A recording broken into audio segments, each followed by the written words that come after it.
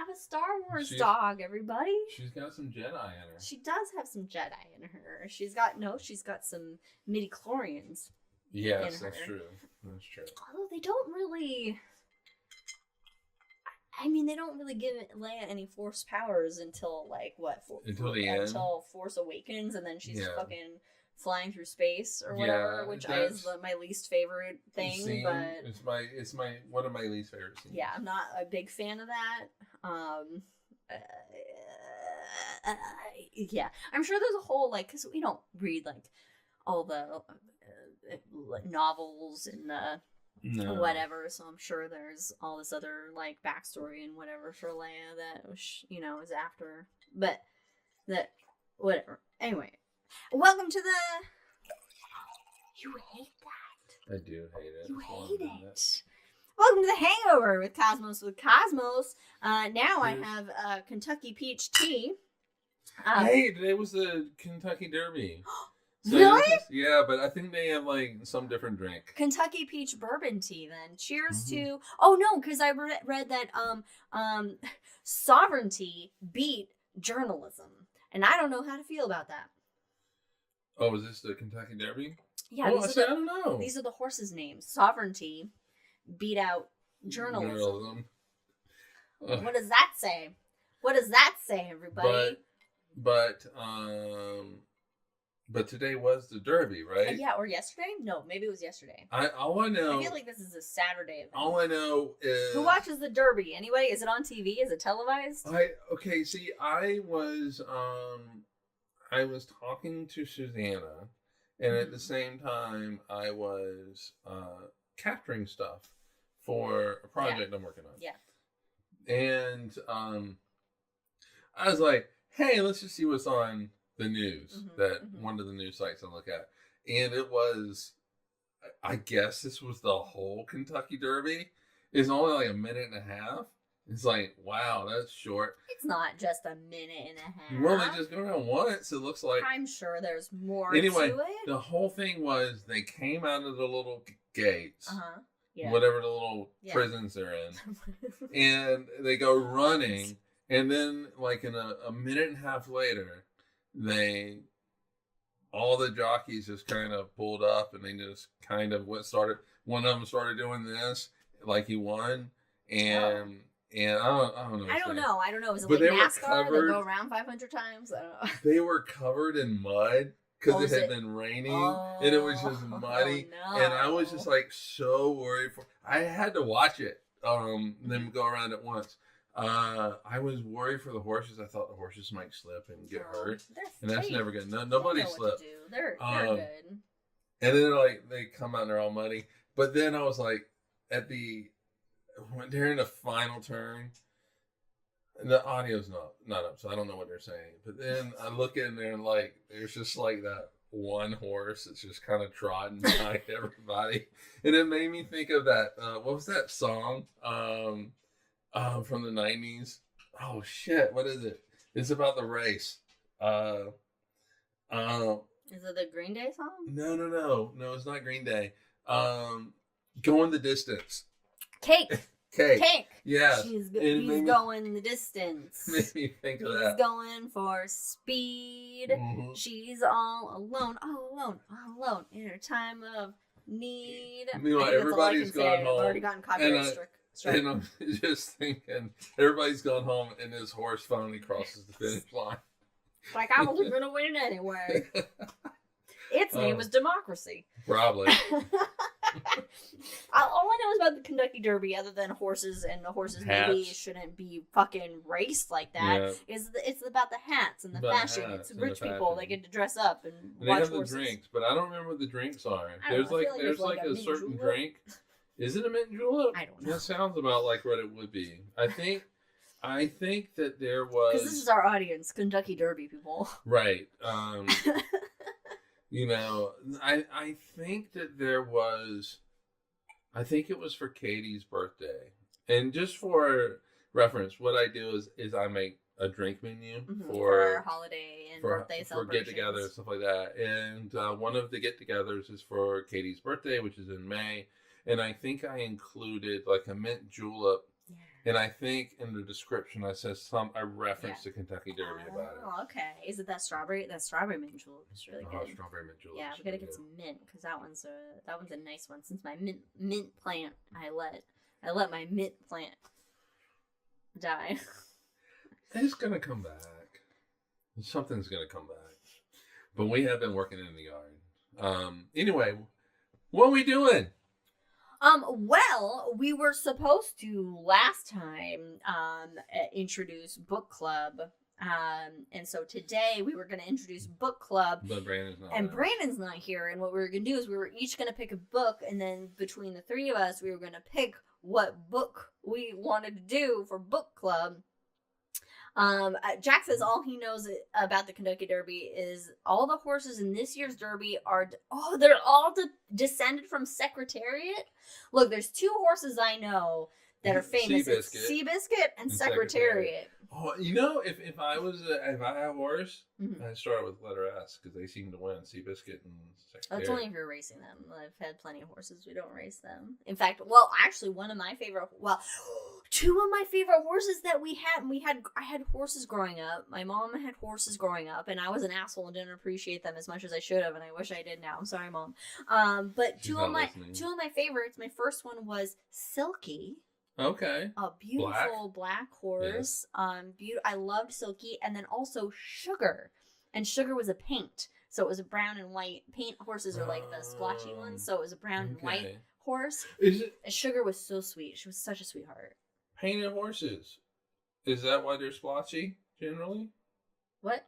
You said they're called paints. Right, paints. And they're splotchy, right? Well, yeah, they have their the art things, like if you go see like a painted horse, they're not paint. No, it's not. Okay. No. I was like, maybe art's making a connection. Then. No, that's just the kind of horse that they are. All right. Anyway, what are we doing? Okay. Well, I was explaining that we were supposed to start book club. Did you follow up with Brandon to see if he has his book recommendation? Has not. I asked him. Too busy he never responded. Drinking and enjoying Star Wars. He's watching. He sent some video. So anyway, he sent a video of part of the Star Wars movie right there. So anyway, okay, listen, what are we doing? I got like a weird work email. Anyway, okay. Well, I don't know if we want to put up our books for now and then see what.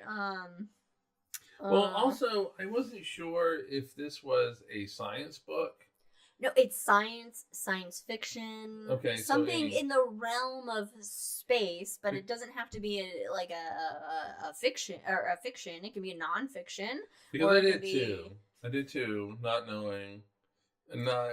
It can be whatever, like space, sciencey book you want, whether it's a fantasy, fiction, nonfiction. All right. Well, we never heard back from Brandon. Mm-hmm. So my two books, one is science and one is not. Mm-hmm. One is kind of older science. Mm-hmm. And I do have to say that Brandon recommended this book, the science one, and it was it's Coming of Age in the Milky Way by Timothy Ferris. Okay. Well, you know what? On our Kindle, because we have it on our Kindle, because you've downloaded it for the Kindle, and I recently opened it to start reading it. Okay, yeah, so that was my science. But Brandon's already read it. No, but that's fine. Yeah. That's fine, because the whole goal is to have a conversation about it. Right. And so, but the thing is, though, is it's written in 1988. Yeah. This is all before Dark Energy. Right, but it's supposed to be updated, though, a little bit. Okay. Because in the preface it says that he did update stuff and everything. So that's my science one. Mm-hmm. My non-science one, because there's a movie associated with it too. They'll read the book. Please read the book. Is The Martian. Yes, you talked about The Martian. And so that's Andy Weir. So, but I guess we have to decide. So what is yours that you would not show me that you hid? My book, because I haven't read it, but I bought it to read, or no, I didn't. I think I asked for it for like a Christmas present or something, and then I started it, and then I never, because I'm not.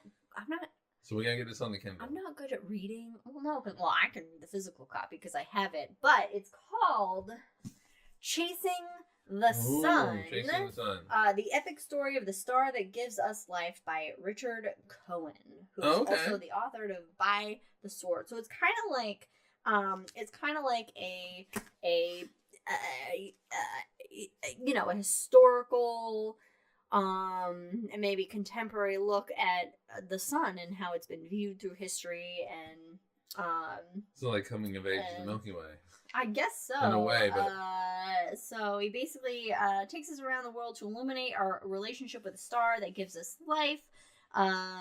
Whether floating in a skiff on the Ganges as the sun descends behind the funeral pyres of Varanasi, interviewing psychologists in the Norwegian Arctic about the effects of darkness, or watching tomato seedlings in southern Spain being hairbrushed to better catch the sun rays, Cohen tirelessly pursues his quarry. So it's basically 7 years of research, 18 different countries.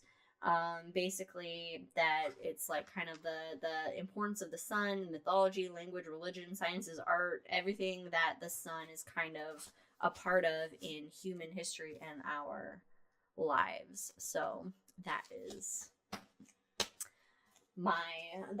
the one that's my recommendation was going to be, because then I was like, oh, now maybe I will actually finally read it. All right, well, let's do Chasing the Sun. Because there are 2 books. All right, so we had 3. Mm-hmm. 2 were science books, basically. So why don't we do Chasing the Sun? And that'll give you the excuse to read it, and I will read it. Okay. And now Brandon's stuck, and this is what he gets for having a Star Wars marathon in the Dome and not being in the podcast. Pretty much exactly. So how do we want to set up this book club as far as like we were going to do it like quarterly. So how long do we want to give ourselves to read this? 3 months. Okay, let's that is quarterly, right? Yeah. So let's look at the calendar. Let's look at our calendar and see, because I figured that maybe we could do with a book club. Hey, Sunday sushi with the Bears. So. Oh, good! Enjoy the Sunday sushi. Have fun. All right, Jack. We'll see you in a couple weeks. I figure we could do it as like maybe a hangover to the High in the Sky kind of a thing. Oh yeah. Yeah. Okay, so not next it's not High a main in the episode. Sky, but maybe the No, following you said High in the 3 Sky. months. It's quarterly. Yeah, Gotta give people time to read it. Yeah, so August High in the Sky. Okay, August High in the Sky. We will present during the hangover of High in the Sky for August. We will present our reviews, our opinions, our thoughts, our comments, our feelings. We'll discuss it. We will discuss, because that's what book clubs do. We will discuss Chasing the Sun. Having never been to a book club. Chasing the Sun by Richard Cohen. So if you want to read this book, in the meantime, to also join in or be a part of it, then here you go. Yes, and if you don't want to read it, you can hear us review it. And you can hear us review it, yes. Or download the. Do they still do Cliff Notes? Is that a thing? No, Cliff don't Notes? do. No, Everybody remember Cliff I don't Notes? want anybody to do Cliff Notes. Read the book. Look, if you want to do Cliff Notes, you can do Cliff Notes. We can't force anybody to read. No, I mean, obviously we don't know. So, who did it? Chasing the Sun by who? Richard Cohen. Cohen. I'm letting Brandon know. Okay. I feel like it might be something Brandon would enjoy. Brandon enjoys all this. Brandon just enjoys reading, so I'm very I go through spurts with reading. I don't know. And maybe it's because I'm a more visual person. That reading is not as like. It has to be something. But you make all the visuals in your head. But then it's like, well, I mean, it has to really like, I don't know. I have to be like really engaged by it, or really, it's really descriptive or something. There's very few books that I've like really stuck in there and like, oh, okay. So my favorite book, which of all time that I've read a bunch of times, and it's a young teen book that I first read it in high school. It's called Ella Enchanted, and I refuse to watch the movie about it. And now Okay. this is the That's one fair. book where That's I fair. understand when people who read the book before the movie are like, fuck the movie. And I get it only because of this one book, because I refuse to watch the movie because the colors in the movie, based on the trailer that I saw, I was like, no, this does not match. Mhm. This doesn't, to use what the kids now say, it doesn't have the right vibe. Like, I have from reading it, there's a certain vibe, there's a certain color palette, there's a certain everything from my interpretation of reading it and how I felt about it, that I was like, I can't watch the movie because it doesn't match up with my how I read it, how it is in the book. Yeah. So I refuse to watch the movie on it. But Ella Enchanted, I've read it multiple times and I really don't know why I love it, but I do. Well, I mean, I think you probably know my favorite book. It's like my favorite movie, Lord of the Rings. Yeah. I don't. And I get the whole. I get really tired when I'm reading. Like, it's just, I don't know. It's just like I've tried to start Game of Thrones because I love Game of Thrones. I've tried to start reading Game of Thrones and I can't get past the first couple chapters before I'm done with reading it. Oh, yeah. Like, I'm like, I just when give you it said up. you get really tired, I thought like just at the end of the day. I don't know. I have to. Well, I mean, I read it at night when I'm going to bed, so I'm also tired, and it makes me tired. Yeah, there was a really good book that I did read on the Kindle called it was like an interpretation of Cersei from not Cersei, if that's Game of Thrones, of I know what you're talking about, from the Odyssey. I should have brought my Kindle in here. It's on the Kindle. The witch in the Odyssey. Right. What's her name? I want to say it's Cersei, but it's clearly not Cersei because I'm thinking Game of Thrones. But it's kind of like her story. Basically her background, and it has the stuff in the Odyssey that kind of comes into play. But that was really fascinating and really interesting to me, and the visuals in that, and so I really enjoyed reading that, and I was into it. I can't remember the name of it, of what it was, but that book I really enjoyed. There was another book, it's by an author called D.M. Gray, and there's a series of them, and they were really kind of funny. This one was like, and it was like, it's like this person starts working at like this like convenience store, and they're like monsters that appear, and like there's like Hellburger or something. I don't know. There's a whole series of them, and it was just like fun and quirky, and I enjoyed that. I'm trying to keep talking. Okay. I'm trying to look. Are you looking at what our books were? Yeah. I did download the kind of history of this penguin thing wherever ghosts are mentioned in historical texts. It is Cersei. Oh, it is Cersei. It is Cersei. Okay, yeah. CIRC. Okay, I think because I said Game of Thrones, and I was conflicting it, but Cersei by Madeline Miller. Yeah, she is. So it's kind of like her whole this backstory of Cersei and how she ended up on that island, and then even after Odysseus comes, and it kind of makes her just this real woman who's experienced all this like hardship and like trauma, and being raped by a god, and then being outcasted because of that. And there was another one I started reading too, or I don't know if I got the sample of it, or if I think I just got the sample. No, maybe I got the whole thing and I read it. I can't remember. It was about Medusa, basically, and Medusa's backstory. Athena's Child? Athena's Child, yeah. And that was interesting. I don't know, I like mythological. I'm not surprised at all by that, Being a Xena and Hercules fan. Yeah, I mean, like, mythology, fantasy. So I guess that's your favorite genre, right?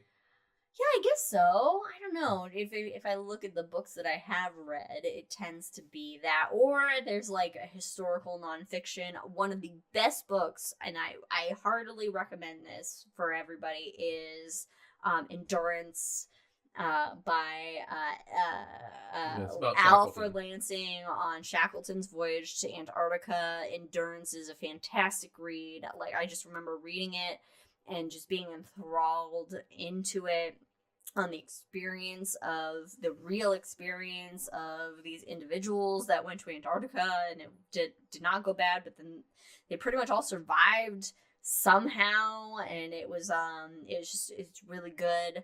And I had to read that for a college class on exploration, and I really enjoyed it. That and Bill Bryson's A History of Nearly Everything. That's a really fun. That's a really fun read. Apparently the Hangover is turning into our book recommendations. What's that? Oh, it's turning, yes. But yeah, Bill Bryson's A Short History of Nearly Everything is really fun, and Endurance, Shackleton's Voyage by Alfred Lansing is phenomenal. But what are you reading right now? Is it Dante? I don't know. I started Dante's Inferno just to be like, you know, like I was like, we watched Jeopardy, and I'm like, I should probably read some of the shit that's classic that pops up in here. And so I read, like, it had like an explanation of what each chapter entails in layman's terms, so I pretty much have read it. You read the Cliff Notes before getting into the actual poem of it, and so it's pretty. I've never read it. Is the poem hard? I don't know if I've really started the poem yet, if I just got through the chapter Cliff Notes, basically. But I was like, okay. So I haven't really gotten into it. It might be one of those that... I did start reading, and I'm kind of... Penguin's Book of the Dead, and it just is like a collection of wherever, like, ghosts and shit are mentioned in historical texts. A lot of it's, like, religious texts, but it gives, like, these stories that, like... whatever put into the, and it's kind of fun. It's kind of, I mean, it's dry a little bit, but I don't know. Sometimes it depends on my mood. It can be interesting. Yeah. Oh, another good one is, it's called, it's the Iliad, but it's called like the real story of the Iliad, or the true story of the Iliad, but it's a female author, and she basically breaks down the Iliad in a more like a historical sense, with the Trojan War, and kind of and I don't know, it's really oh, okay, I gotta go find it. I'll be right back. You entertain the masses. All right. Well, you threw the microphone, so here it is. I'm entertaining you. The book I'm reading currently is Green Mars, Kim Stanley Robinson. It's a trilogy. And, I thought she was coming back. And Red Mars, Green Mars, Blue Mars. So I am almost at the end of Green Mars. But then I think I will move on to a different book. It looks like it's going to be Chasing the Sun. But I do want to bring up Lord of the Rings here eventually. So, all right. I ran. It's called The War That Killed Achilles, The True Story of Homer's Iliad and the Trojan War by Carolyn Alexander. You didn't have to run. I know, but... she also wrote something on the Bounty and the Endurance. Oh, okay. Well, I'll have to look at that. So, it basically kind of breaks down this poem in a more of like, kind of like what it means, and kind of like just the, I don't know. It's really good.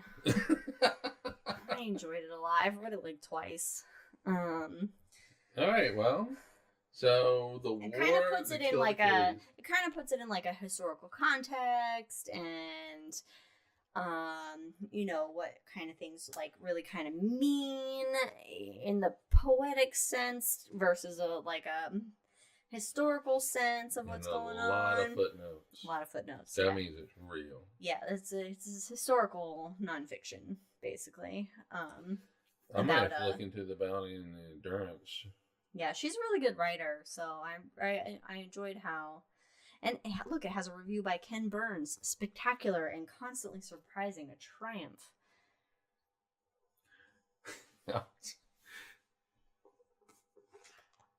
But,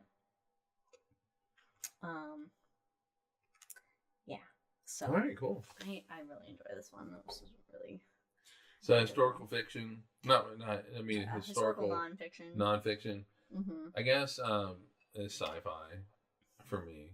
Is it like a bunch of like nerds are like, hey, I like science fiction. Hey, I like fantasy, and they're like the book people are like, we just need to combine it for nerds. We'll just call it sci-fi fantasy, science fiction and fantasy. But then you also have science fiction. Right, but if you go to a bookstore, it's all like sci-fi and fantasy together. Because it's like it's fun, not real shit. It's the fun, not real shit. Yeah. Okay. Well, then historical fiction. That's fun, not real shit. That's fun. Not real shit based on real shit. Or was it like what is it? It's the alternative history or something like like what is it the man in the clock tower or whatever. Oh, the high tower. Where the Nazis won instead the Nazis of and the Japanese. That's just it's about to be the Nazis are about to win. So or like historical nonfiction like Handmaid's Tale. That's nonfiction is what's happening. That's what I said. It's about to historical. It's about to be a historical nonfiction is what's happening. Oh my god! The Commission of fucking Religious Liberty is. Oh, and did you see the Supreme Court's leaning towards letting religious schools get... Yeah. My taxpayer dollars going to fucking religious charter schools? Fuck you. Mm-hmm. Fuck all of that. I do not condone my tax dollars going to religious fucking propaganda. Oh my god. More work? Work fucking email. All right. You're on a rant. Continue. I have no more continuing of rants. All right. So, so read your book. You have your book. You have your homework. Chasing the Sun by that guy, Richard Cohen. Chasing the Sun by Richard Cohen, the epic story of the star that gives us life. And if you don't want to read it, just join us for the August High in the Sky where we talk about it. If you want some reviews, here you go. Sylvia Nasser, the author of A Beautiful Mind, says, Chasing the Sun is both a grand history of civilization and an irresistible account of an around-the-world odyssey in search of an elusive moving target. Richard Cohen collects fascinating stories with the exuberance and erudition of a Victorian explorer filling a curio cabinet with rare specimens. This is an amazing tour de force. Yes, and all the other reviews sound the same. Pretty much. Yeah. All right, so Chasing the Sun by Richard Cohen, who looks exactly like Richard Cohen. In the back flap of the book. If you don't want to read it, you can join us in for the August High in the Sky, where we talk all about it and all of that. Mm-hmm. And then we'll come up with another book for the Cosmos Book Club. Yes, and I've already, since my book then took one, then it's you and Brandon will suggest a book, and it'll be out of your two books. I did suggest a book. Yeah, I know. I'm just saying for the next one, it'll be between you and Brandon. Yeah. Unless you want to change what you're putting up. You know, you can always change it if you want. No, yeah, I have a couple months to do that. You have a couple months. And join us in a couple of weeks. Oh, are we done with the Hangover now? Yeah, we're gonna All right, so join us in a couple of weeks where in the main episode where we're gonna talk about Mike's top 10 astronomy discoveries. It may be that exciting or not. I don't know. I feel like there's a lot of particle physics that might be towards the top. But quantum, maybe? So astronomical. I did I have been thinking about this for a couple weeks. But that's still astronomical, isn't it? Quantum? Well, I mean, yeah, technically. You can't have the universe without some quarks, can you? You can't, no. Leptons? You can't. Little charms and strangeness? So you can't, but I was like, do I want to go that way, or do I want to, make it like, Discovery of Uranus, that kind of thing. Oh, so I'll see, I mean, I'm sure Brandon's top 10 would be the Herschels at the top right. of the 10. And some of these things are related to each other. So do I combine things? Do I do this? That kind of thing. So like the fucking, the radio of the Big Bang. Yeah. That could be at the top. Where does that fall in? Hubble? Ooh, this is exciting. Yeah, so I started kind of putting together a list, and it's going to be more than 10, so I'm going to have to whittle it down. And so there's going to be some combining of Are you going to have flashcards and put it out like David Letterman's top 10? Oh, that's a good idea. A Letterman top 10. Though I did think about sending you, like, okay, so some of these are probably going to have pictures associated with them. So if you need pictures put into the show, then you got to send them to me in advance, because Brandon learned that hard lesson the last time. And so you're probably going to have some inside knowledge on some stuff if I send pictures. Oh. But no, you just send me pictures, and I don't need to know where they go. But you're going to need to know where to go. Oh. Well, no, because I just put them on buttons, so okay. I can just label them and then just push the button according to the topic. So I don't need to necessarily know the order of them. They don't have to be in the order of the buttons that are on there. Okay. So that's my plan for. And how did this come up? I don't know. We need a topic, and you said top 10 astronomy things. I don't know. I don't remember. Yeah, I think that might have been. How do we come up with anything? It's just we go, this sounds good. It's like after a couple of drinks, it's like, hey, let's do this. Cosmos with Cosmos, and this is the Cosmos part. Yeah, but that's not a Cosmo right there, which we've only made for 2 episodes. Yeah. I think It's a Kentucky bourbon. Peach tea. Kentucky peach tea bourbon. Kentucky bourbon peach tea. Whatever. You know what would be great with this? A sprig of rosemary. Oh, Jesus Christ. So, join us in 2 weeks. Cheers, everybody. We'll see you in 2 weeks. Bye, everybody. Bye.